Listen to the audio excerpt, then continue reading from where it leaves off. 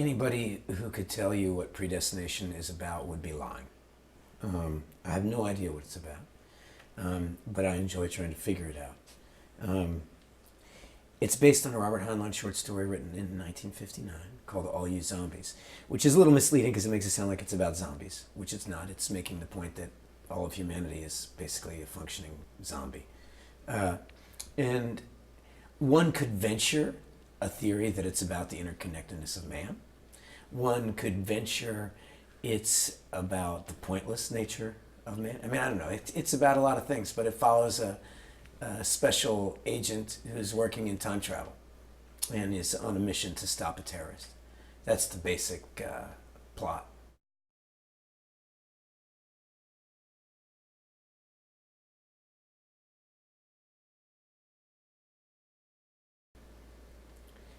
Well, see, I know Peter and Michael, and I met them years ago and felt very clearly that they have a unique voice in movies.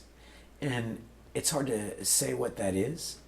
But when people have a voice, whether it's in writing or music or anything in cinema, you kind of feel it. And they have something that's unique to them that I really respond to. And I think they're really smart and funny. And they have the same taste in genre movies that I do, which is a certain kind of genre movie that is just stupid and designed to waste your time and help you get to death more quickly without thinking. And then there's another type that can entertain you and be wildly entertaining, but also leave you with a subcurrent of something to think about, which is slightly better than, a movie that's designed to be deep or meaningful or something like that. Sometimes feels like it's teaching you and is a little boring and is not what you want to do after a hard day's work. But if a movie can be simultaneously really entertaining and be about something, it can hit the bullseye for me. And I think Peter and Michael have an eye for that. And so anything I heard about this movie was heard through the eyes of, was heard through their voice. And so I was inclined to like it because I like them.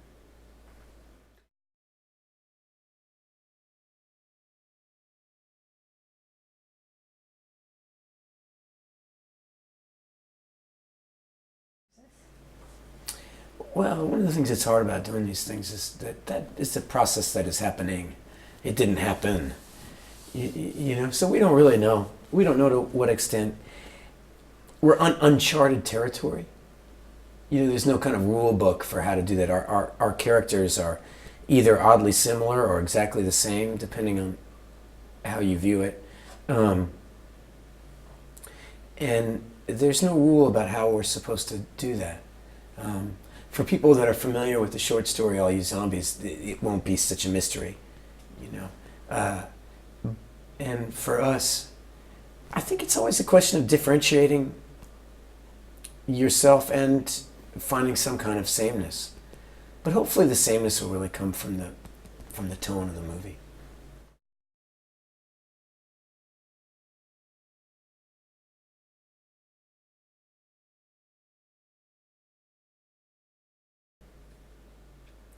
Well, one of the things that makes this movie so unique is that about 50% of it takes place in this bar. And yet, the film itself travels over 60 years and wild events. But it's all centered around a very simple story being told while two people get drunk. So that in itself is kind of unique and a nice device for a movie. But again, I don't really know how to describe that because we're trying to figure that out now. It's a very difficult thing to do. I remember I've had to do similar things. If you do the movie right, people don't really notice it. But Training Day is a film I did where about 70% of it happens in the front seat of a car. If you make the movie right, nobody really thinks about that. But it all has to happen in the minutiae of two characters interacting with each other. And if that stuff is real and that stuff is interesting, then it doesn't matter if you're in a subway car or you're walking down the street. It doesn't matter. The hard thing is making the characters interesting and having them respond to each other in an interesting way.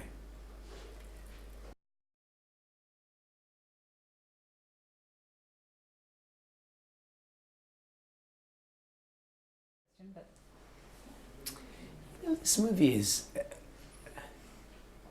the fun of it is how much it plays inside different genres. In different, in one aspect it's film noir, another aspect it's sci-fi.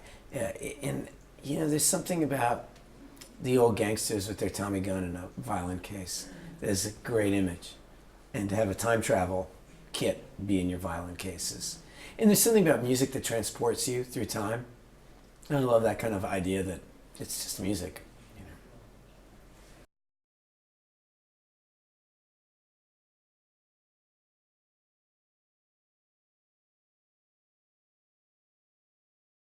Yeah, I'm of that theory. There's no Terminator movie that's better than the first Terminator.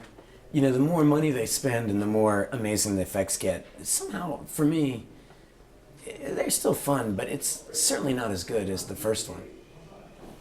And I'm not exactly sure why that is, but a lot of the times, if you don't have money to throw at a movie, then you have to throw ideas, and then you just start scouring your brain for a better idea.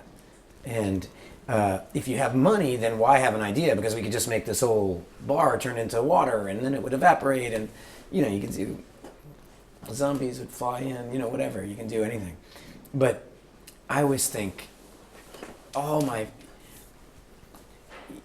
the new Star Wars, I really like them, but I like them a lot actually. But they're not better than the old ones. At best they're on par.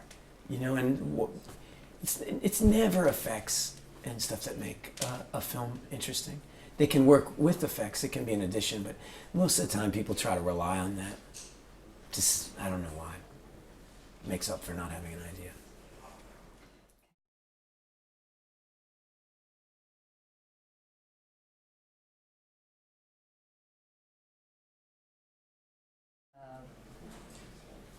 That's what I find most captivating about the movie, or anything having to do with time travel, is the nature of fate and the nature of free will.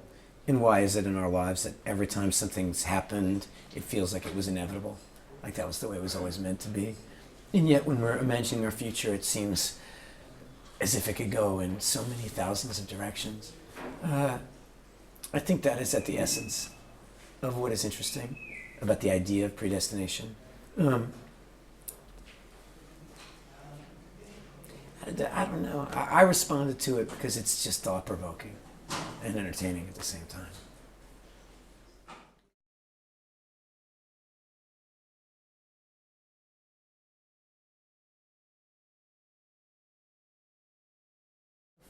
Well, my greatest wish for every good director I've ever worked with is I wish I could bestow on them the gift of having a twin. And they could work with their twin, because most directors, let's face it, if they're good, turn into kind of megalomaniacal assholes. Most of them, they think they know everything and they understand everything. But Peter and Michael have the benefit of their brother sitting next to them, like, well, that sounded obnoxious. So they can, well, did you really think that through? And they test each other, and they keep each other humble, and they keep each other hardworking. And it's a wonderful gift to have a best friend, support system. It's all those things geared up in a twin. I see why. I mean, I know they're not twins, but Joel and Ethan Coen work together. So it's a neat idea to work in partnership really helps, because film is just such a naturally dictatorial position. The idea of a shared thing, it helps the whole thing, because you can agree with Michael and while disagreeing with Peter, or agree with Peter, and then it's fascinating. There's a lot of little avenues for collaboration to happen that aren't normally possible. Unfortunately for them, they have to split their salary, which is a drag.